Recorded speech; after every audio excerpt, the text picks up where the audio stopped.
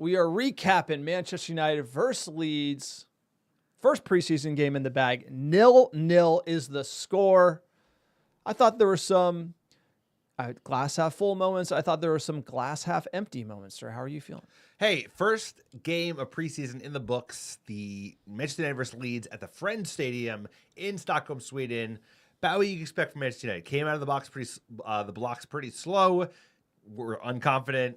Unable to play out the back, Bayindir hoofing it out of bounds, but there was some positives in the first half. We didn't really give them much. I thought we pressed decently well. I thought Cunha showed his skill winning a couple free kicks. Leon still rough around the edges, but I think those are the two most positive players in the first half. Second half, full changes, and then we got to see a really, really strong center back three in Magoo, Heaven, and Lenny Euro. So that was really exciting. Same time, who else looked positive? I thought Kobe Mainu showed a little something. Dogu, I thought really kind of like showed flashes of what we're hoping to see this season. So I think if you take those two and combine them together, you could all of a sudden have a pretty decent 11. So no injuries as well, as Potato Grifter in the thread mentioned. So for all the things you're looking to achieve, obviously we'll have a goal, but it was a clean sheet.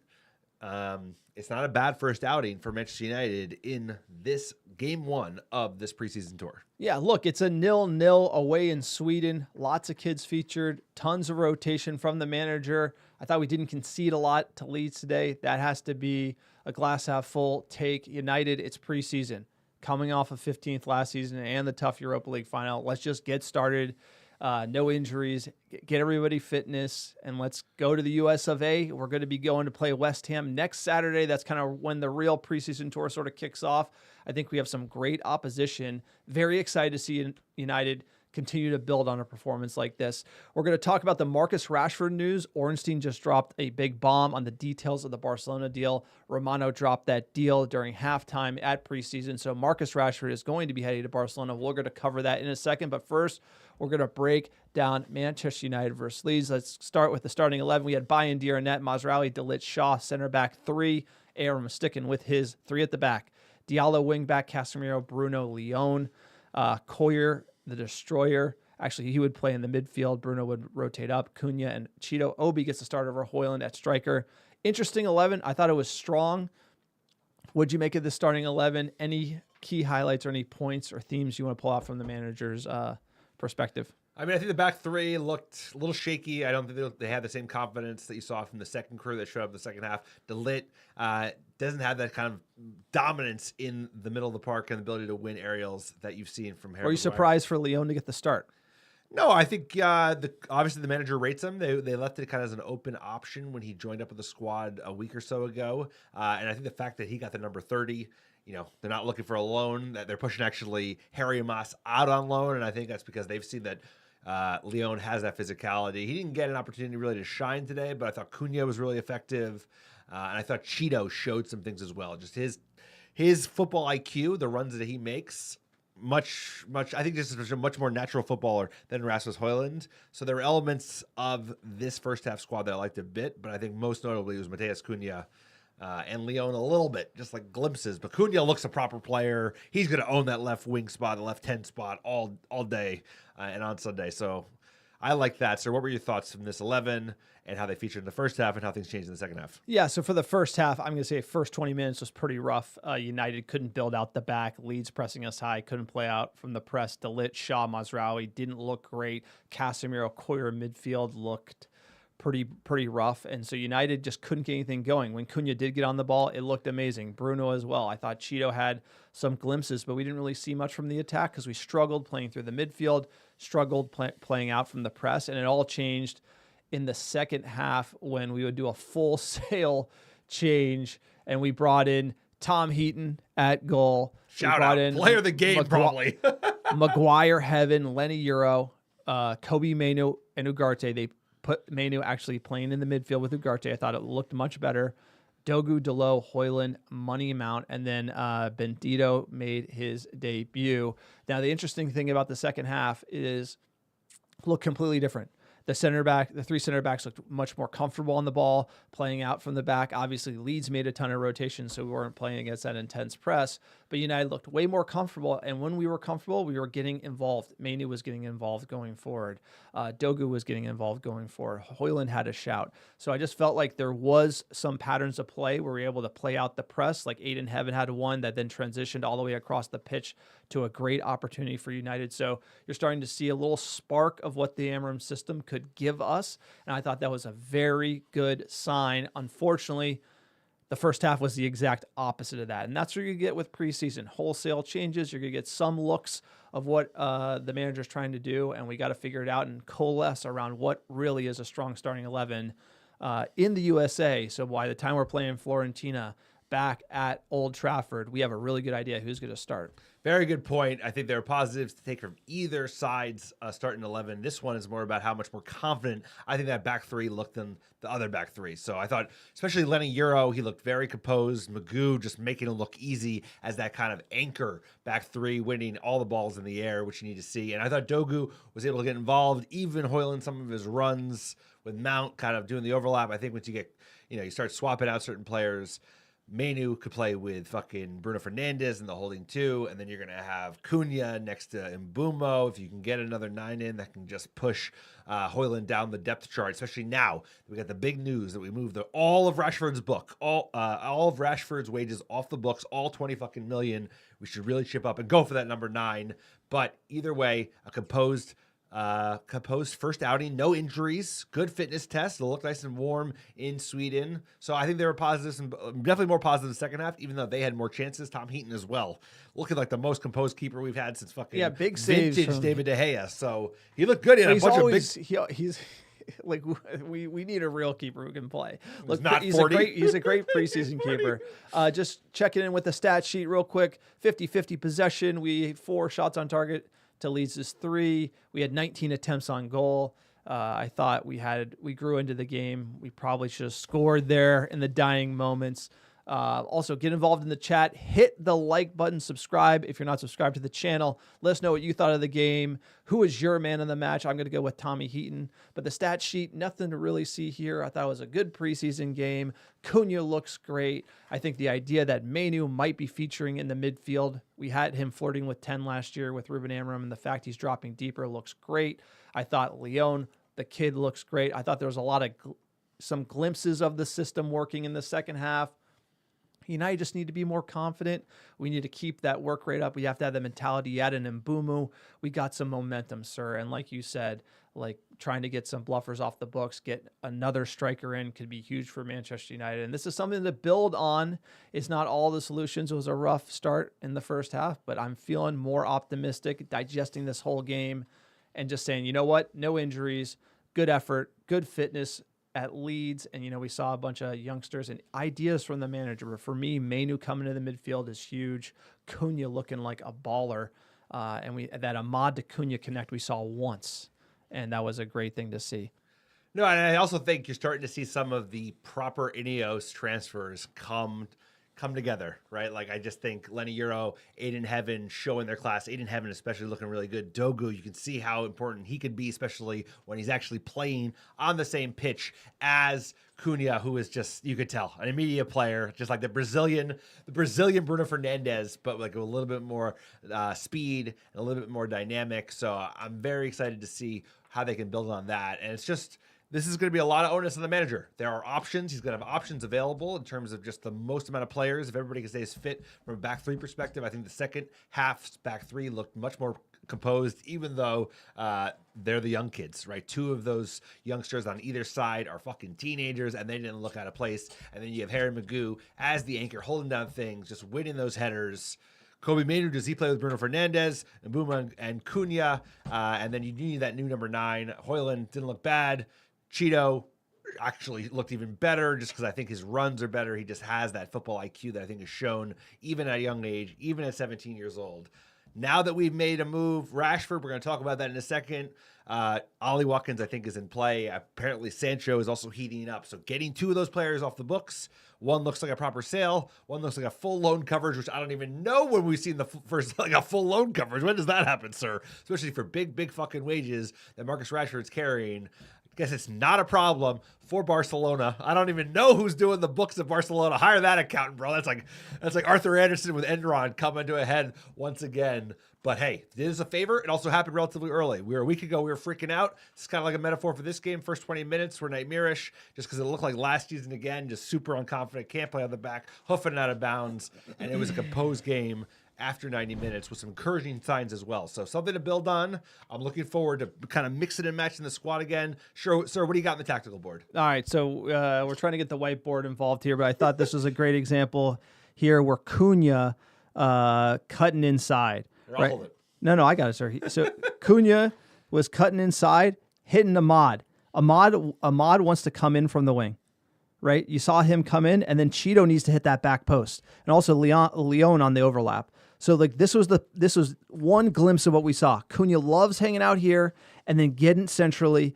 Ahmad wrapping in from the right wing, getting into the final third here, and then you need that striker to kind of create that run around the back. And if Cunha could either go to Ahmad, lay it off to Leon, and then you're seeing goals. But I mean, this is the type of player. Cunha changes the entire game, getting the ball out in space, cutting right centrally.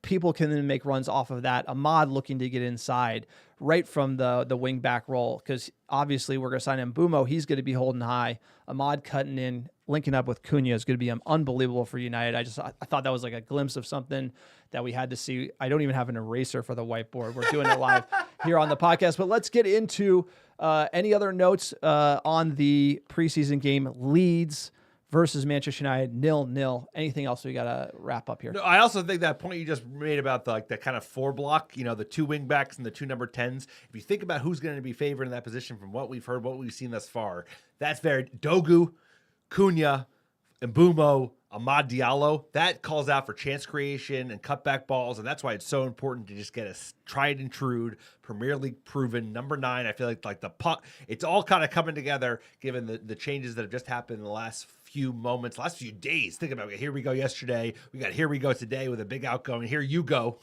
Here they go. Marcus Rashford, sir, tell us the news. What do we got in the chat? Yeah, Alzar, just finished work in the kitchen. Time for a pint and going over the game again. Let's go. Have a pint. Radius, good to see Dan James. The kid ran his butt off for Manchester, bringing me back to that Chelsea home opener where I think he had a brace. Dan James playing for Leeds. Good to see him back in the big leagues again. Also, drop a like, comment in the chat. Let us know what you thought about the games. We're going to be covering the Rashford news here. It dropped at halftime. Loan deal to Barcelona. Then Ornstein, boom. Quote, Barcelona set to pay the whole Marcus Rashford salary as part of the proposed transfer to Manchester United. Impending loan option to buy includes 100% wages covered by Barcelona as all parties work to finalize a deal for the 27-year-old Manchester United attacker. Interesting angle. Your thoughts on this deal? I was moaning before we got the news. I was pissed. I was like, surely we're paying Barca something. What do you make of this? Big money wages off the books for Manchester United. Is this a win? Because most likely he's going to go for a free.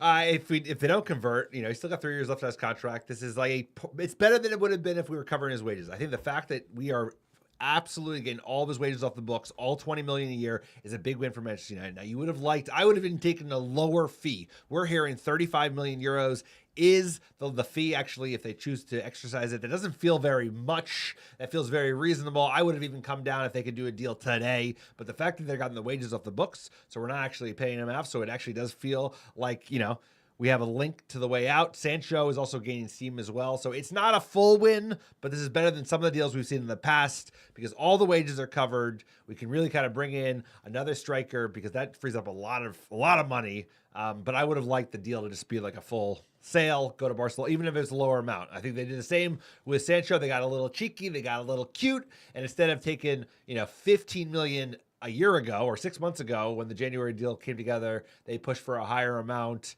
That blew up in their face. They seem to be getting the lower amount now with Juventus. That's gaining steam. I wish they would have done that with Marcus Rashford because even 35 million euros, like holy, he's not worth 35 million euros. He's still got lots of football left. He's a better player than Jadon Sancho. So I'll take it, but I would have obviously preferred a full sale. So what are your thoughts now that we know entire wages are covered, and those are a lot of wages? No, this is look. I was disgusted saying paying him to play for Barca. The fact that we're not paying him to play for Barcelona, I think, is huge. You assume he's on 350K a week.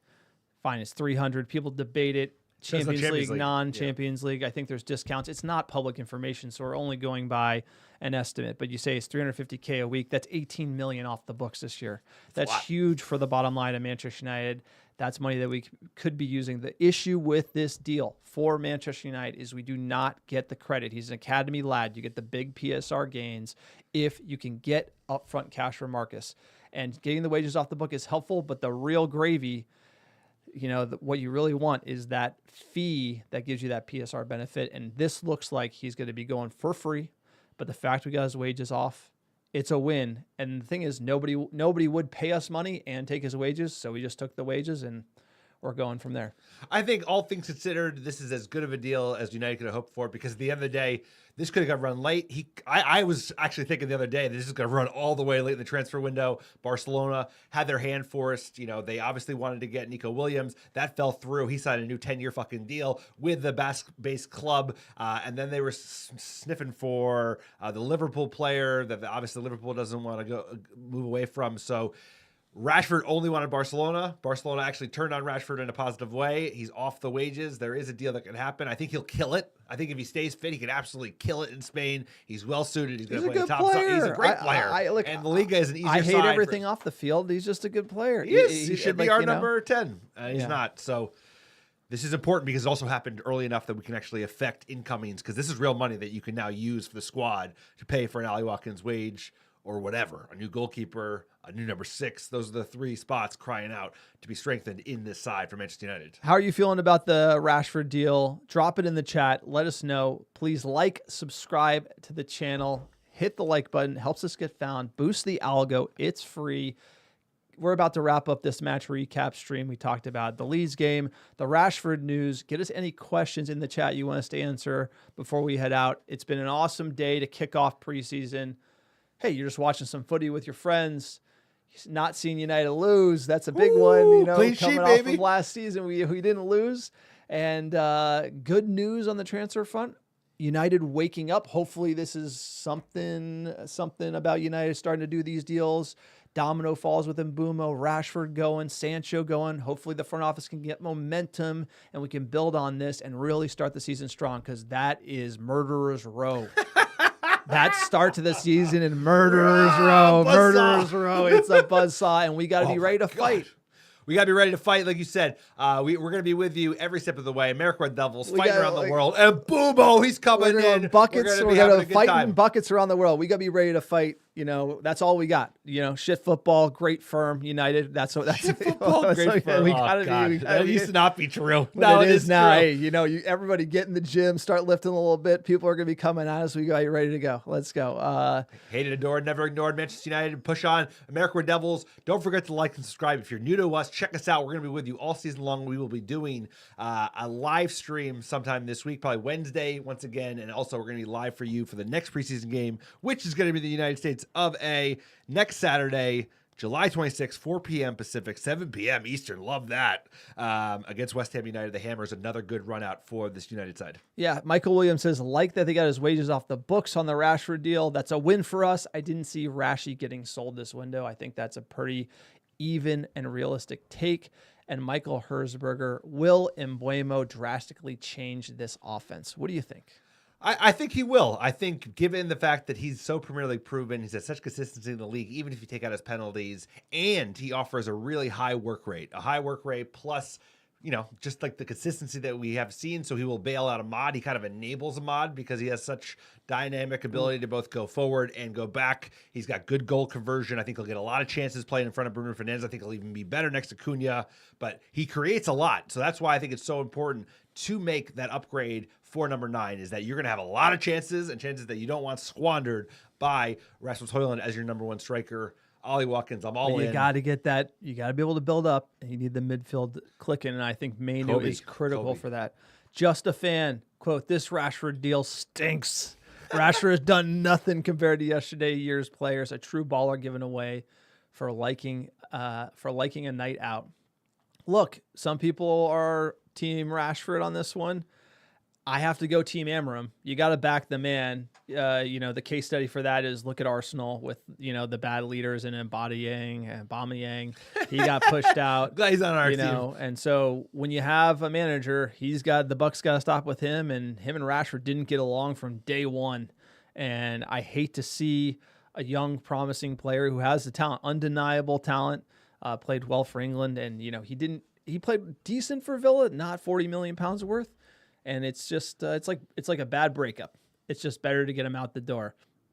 No one wanted it to go this way, to be honest. Every Manchester United fan wanted it to work out. We all remember him breaking onto the scene under what's his name? The old Dutch manager whose name escapes me because we've been up so right. No, the previous Dutch manager, the big guy. Louis, sorry. We've been up early. Coffee isn't hitting like it usually hits. So everyone wanted him to just be that kind of guy who became a legend at Manchester United. It went south. But this is a deal where you could see him thriving. It's one thing to do it at Aston Villa, but Barcelona, it's a 2-team league. He'll get to play against lowly sides for half the season. And I think he'll do really well and score a bunch of goals and hopefully convert that deal.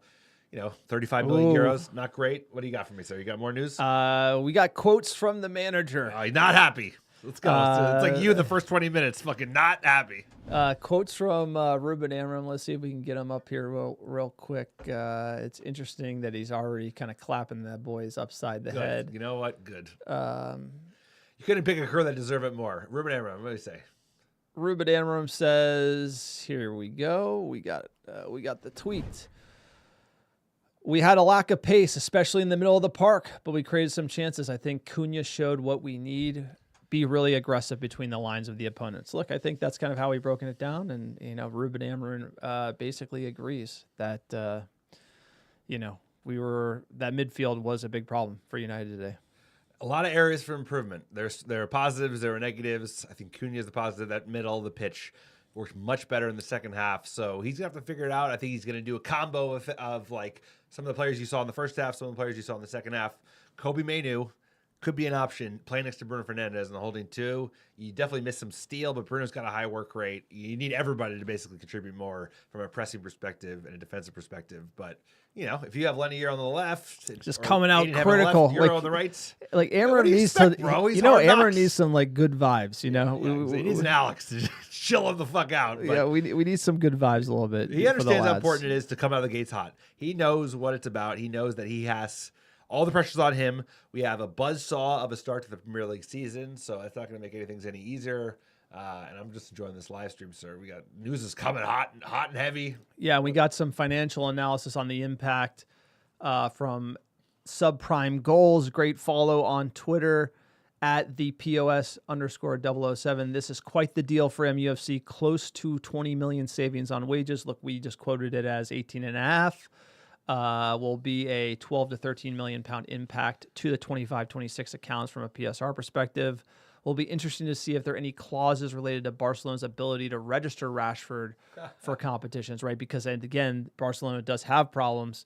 So we're getting a lot of here we go. We're getting a lot of this is done, but La Liga and Barcelona have been fighting. So we'll keep it posting all this news. We're just breaking it as we can live. It has been a hell of a morning. Up at I think I was up at 5 a.m. ready to do this. We're doing the match breakdowns. We're doing the match recaps. We appreciate everybody jumping in the live stream. Please like, subscribe. Also, check out everything in the description below. You got our store. Buy some merch. Support the podcast. Check out our newsletter. Please sign up for our newsletter. We give you the top 3 stories every week from Manchester United. Also, our Discord channel. You want more Muppets like in the chat, click on our Discord invite. We have over 1,000 America Devils in our Discord. And we'll be live again this week talking transfer news, hopefully some more deals. Most likely Wednesday, and then Saturday at 4 p.m. we'll be live again for the West Ham game, breaking it down. Love United. We'll be back, baby. Great start to the preseason, sir. Any ending thoughts? No, just we appreciate everyone being here. We're going to do a lot more of this, a lot more live action. Like, subscribe, America Red Devil community. Good vibes. We're going to hard hitting, a mix of both. We're going to try and keep things light, even if United come crashing down to earth. But I think there's positives to take out of this. Let's move on. Ineos finally waking up. Whatever happened on that fucking fishing trip in Iceland. Maybe Ratcliffe was like, I'm going to throw you in the ice block, bro. It's maybe not ice fishing, summer fishing. But either way, he's going to throw him down some kind of ravine or gorge. They got a lot of those in Iceland. So I think this is great, exciting. Ineos are finally waking up, finally starting to flex. Sancho's next. We got to get him out as a full sail. None of this shit, but this is encouraging. I can't believe they're covering the full wages. We need him to fly off and convert at 35 million euros. What a deal. But we're going to be with you all season. We can't wait. We got a pod dropping on Monday, breaking down this game, talking about the latest news. There's a lot of news coming down the chute real fast, and then we'll be live midweek. And then we got West Ham the following weekend in the state, Chicago. That'll be rumbling, stumbling. Can't wait for that. So thank you for everyone for attending today's live stream. There's a lot more of this coming. America Red Devils, baby. Let's go. Big season ahead. Having fun with it. Everybody have a great week. Have a